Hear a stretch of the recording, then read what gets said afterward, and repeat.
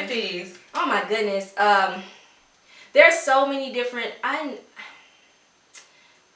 don't even want to promote. I don't even. Okay. We know. I don't even want to promote a company that but.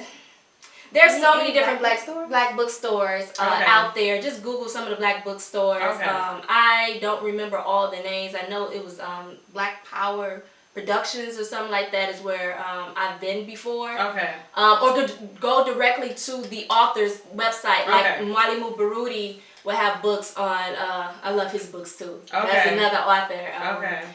I get excited. I'm gonna be honest. Like I get excited. How some people would get excited for a singer or some type of celebrity. I get excited about like a speaker. I'm talking about John Henry Clark, Francis Quest Wells. Because it's real. I mean, they always want to entertain us. They constantly want to entertain us, and I feel like sometimes that can be a distraction from the things that we really need to be learning. It's cool to be entertained sometimes, but not all the time where it's where it becomes a distraction. Exactly. But these books, I mean, I research. I just don't read it. I like to study. I like to know. I'm always wanting to know. Yeah. So Stolen Legacy is another good book that I love. It really lays out how the Greeks and Romans and all of them just really took the information from Kemet and tried to make it theirs with their whole mythology and everything. The Isis Papers, The Keys to the Colors by Francis Cress Welsing. Talk about white supremacy, racism, white supremacy. Urugu is a study. Like, I am still working on that one.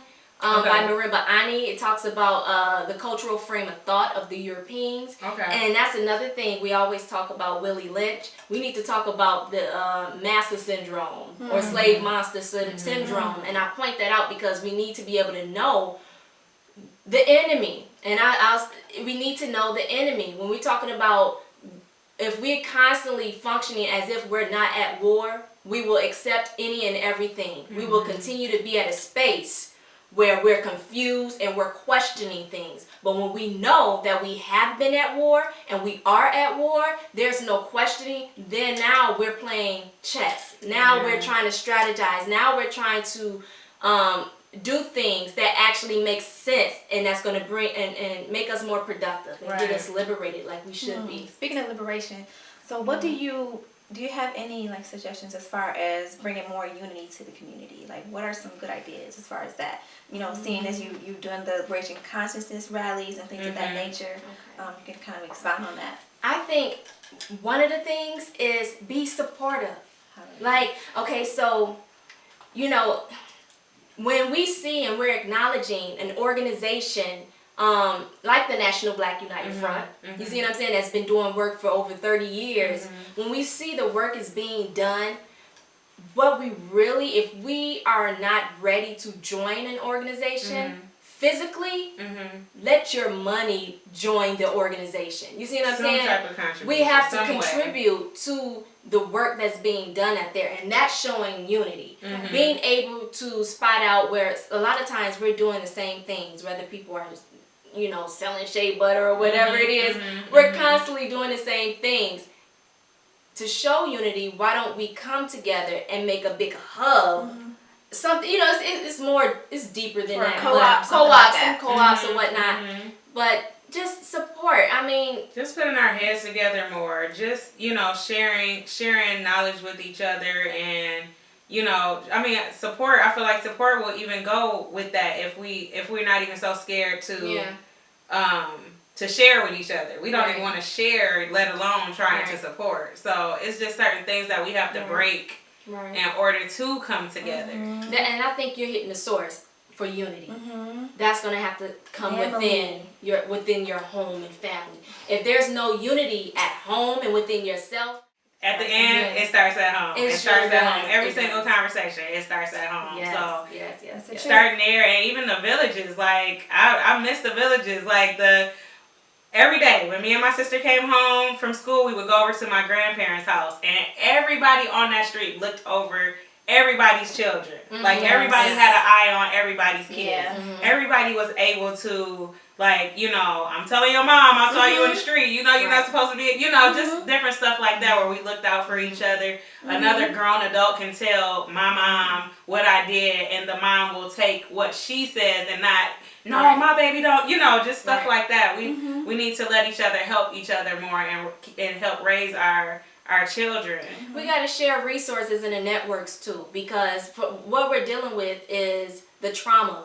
We're still dealing with not just the trauma of the Ma'afa, but we're dealing with the trauma we're still experiencing today.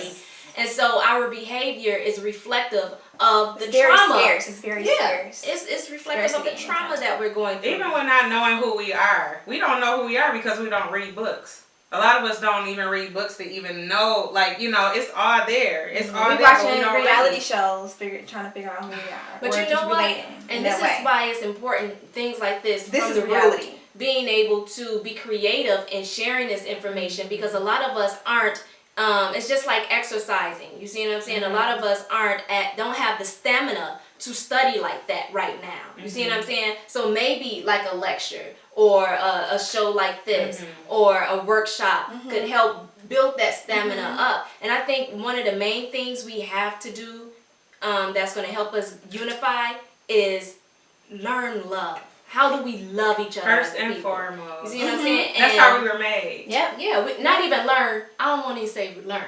Remember love, because we have forgotten.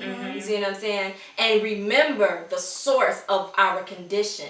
And it's pointing at the fact that we have been traumatized. We are being traumatized, and we just have to work from that point. You know what I'm saying? We're at war. And to understand that's what we are. Some people don't even know that they're traumatized. Like some people just accept what society has called them, and they don't even try.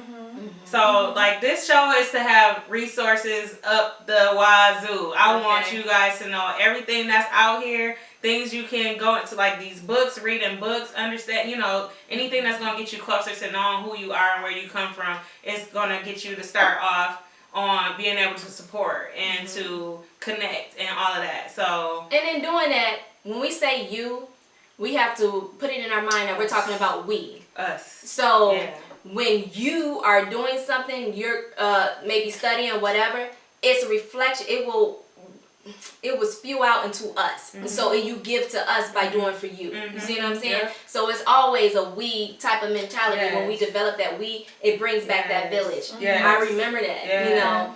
And so, just always having it in our minds that it's we. Whatever is we. It's we us. all we got. We all we got. We need each other. You're my reflection. Like, we look just alike. Speaking of that, Speaking of that, you also have the Sacred Woman book here, which is one of my favorites. And I have this as well. Absolutely. So, just creating healing circles, I feel like, is another mechanism of creating unity in our community. Specifically, to a sense, among women as well.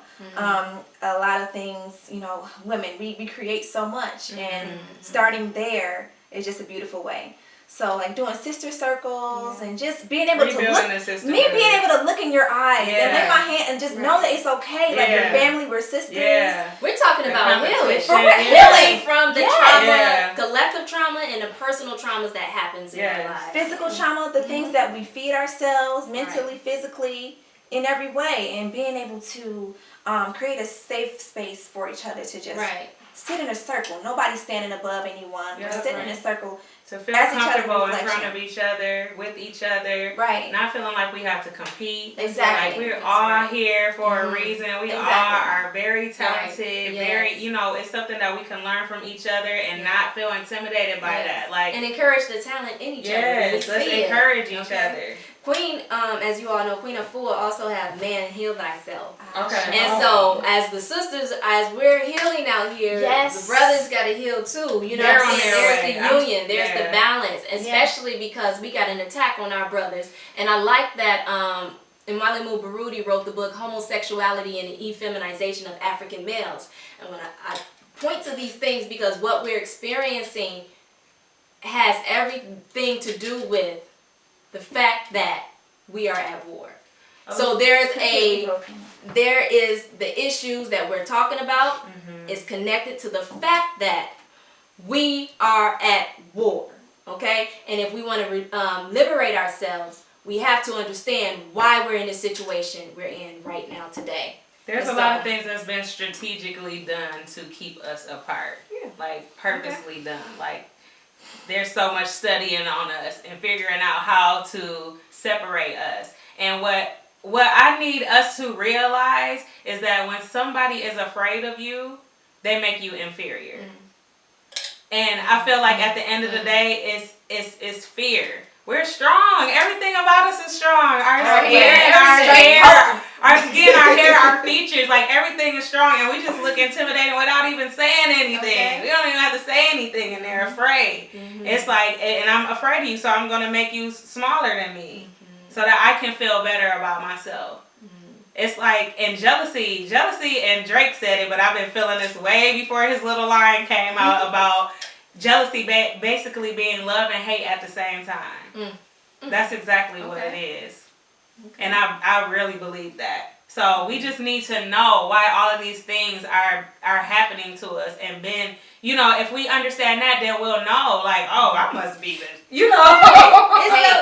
It's so easy because we have been and continue to be stumped on for so long. Whenever we have an opportunity to praise ourselves or enjoy and just celebrate ourselves, we get caught up into the celebration of everything, right? And in that celebration, we are forgetting the other part of what we're going through. We're at war. And so I keep making that connection because again, as we're talking about natural hair and everything, let's not forget, do not let them exploit us, do not exploit ourselves,